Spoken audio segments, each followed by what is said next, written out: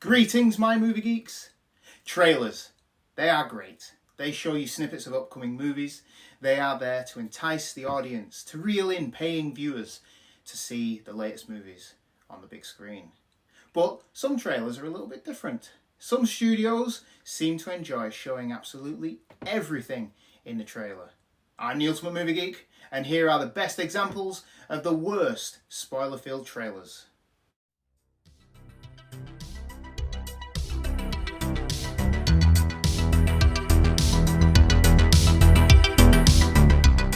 First off, if you enjoyed the video, please like, share, subscribe and ring the bell to be notified every Wednesday of our videos.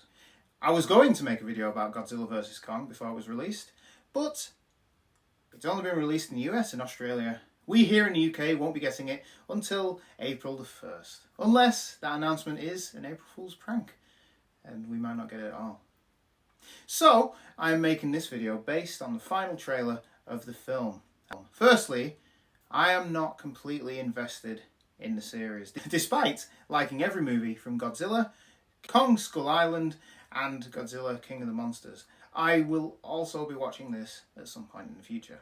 But that final trailer did the thing that trailers shouldn't do. It gave us an extra piece of information that we, the audience, should only see when we've paid for our tickets, have stuffed ourselves on fizzy drinks and popcorn, sometimes cheesy nachos, but they're a special occasion, and we're in the cinema to see. The final trailer, and spoilers if, like me, you haven't actually seen the film yet, but a massive fan favourite character that was heavily speculated to appear in the film actually does appear in the film. And again, spoilers for those who haven't seen it, but Mechagodzilla appears in this film. It's revealed in the final trailer in what I believe is a massive spoiler for the film. Why do studios want to spoil their movies with trailers that reveal everything? I don't know. It's not always the studio who produced the trailers, although they will have to have signed off on the final product. It's good to speculate, and it's human nature to want something or someone to appear in the film, even if there's only a small bit of evidence to prove it. Look at everything in WandaVision and Mephisto, you know? But why purposefully add a shot in the trailer that shows who is going to appear? Godzilla vs. Kong is a Legendary Pictures production that is distributed by Warner Brothers. Sadly, this isn't the first film to be distributed by Warner Brothers to have a massive spoiler in the trailer. So here are a few more.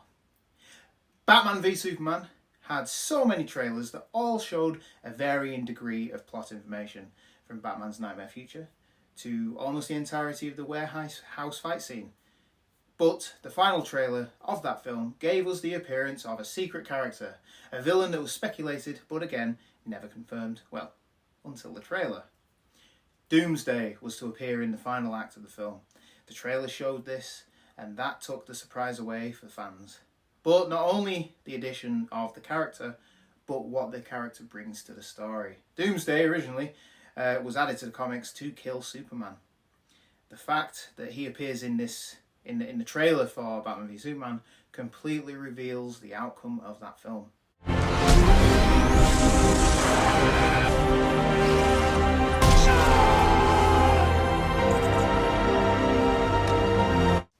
I'm not sure if it's Warner Brothers or a separate company that produced the trailer, but they revealed everything.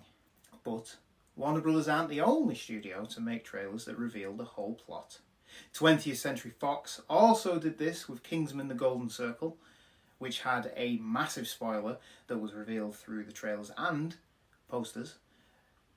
That spoiler being the fact that Colin Firth's character Harry Hart had been resurrected after being shot in the eye back in the first movie. Oh my God, Harry.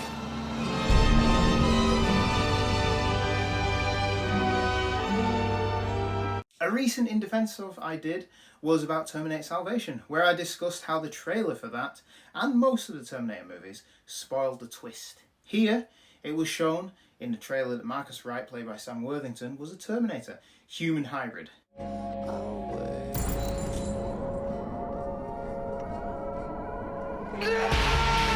If this was left in the movie for the audience to discover it in the theatre in their own time, it would have been so much better. But no, they had to show it in the trailer. See Terminator Genesis for the exact same thing.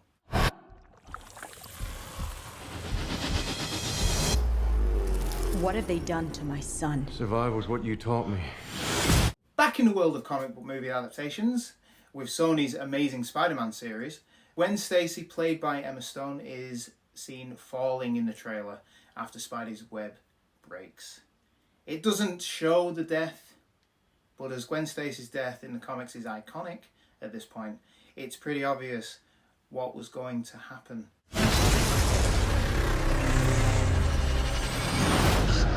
In the movie. It also showed the final shot of the film in the trailer, which, you know, what were they thinking? Castaway also had a trailer that showed every beat of the movie and portrayed it as a movie that focused on Tom Hanks getting past being marooned on the island. But not just that, it showed every moment in the same order as it appears in the film. It is a great film, which me and my wife love, but it isn't what the trailer portrays it to be. The beginning of his life. I would rather take my chance out there in the ocean than to stay here and die.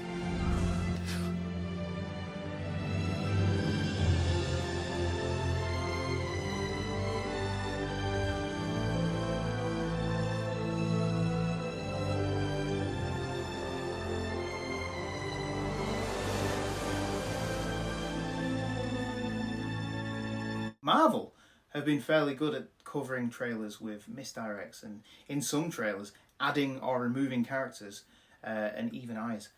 But back when they were bringing the Avengers together, the trailer for the titular team-up had a spoiler front and centre. That when watching the film meant that the emotional punch that precedes the scene is completely ruined because you know what's going to happen. The scene in question is when Tony Stark is making his sacrifice play, and yet when he falls, he is saved by Hulk. It doesn't ruin the movie, but it does cut short the sense of the Iron Man may actually die in this film. Bond, James Bond, also ruined the surprise villain in the 1995 movie Goldeneye.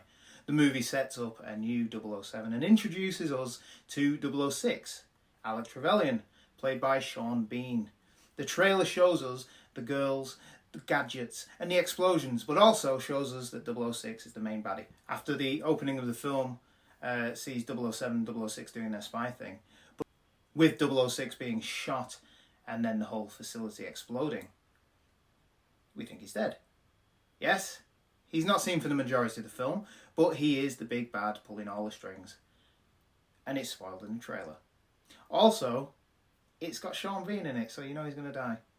Lord of the Rings, The Two Towers trailer appeared to be made for those who have read the books. The Fellowship of the Ring saw Gandalf the Grey fall at the Bridge of Khazad-dûm.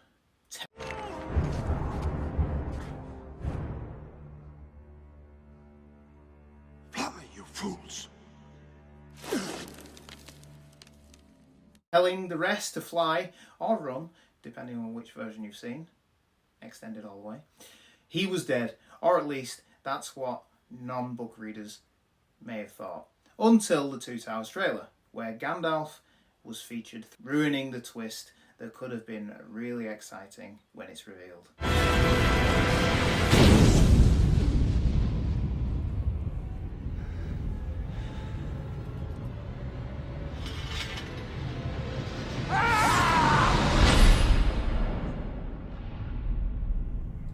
I come back to you now, at the turn of the tide. But saying that about the trailer, those films are still perfect 20 years on. Fuck me, I'm old. For trailers, it's annoying that whoever cuts them together makes sure they show everything to spoil the film. If I made movies, I would make sure that they do what Marvel do and remove or add things to make sure that the audience are hoodwinked, so that they are surprised when they go into the cinema. Or even do what Hitchcock did for Psycho and film a specific trailer that gives you the gist of what the movie is about. This was all narrated by the director himself. A little more sinister looking, less innocent than the motel itself. Terminator 2 also had a specifically made trailer that was quite spoilery, as it showed Arnold's T-800 rolling off the production line.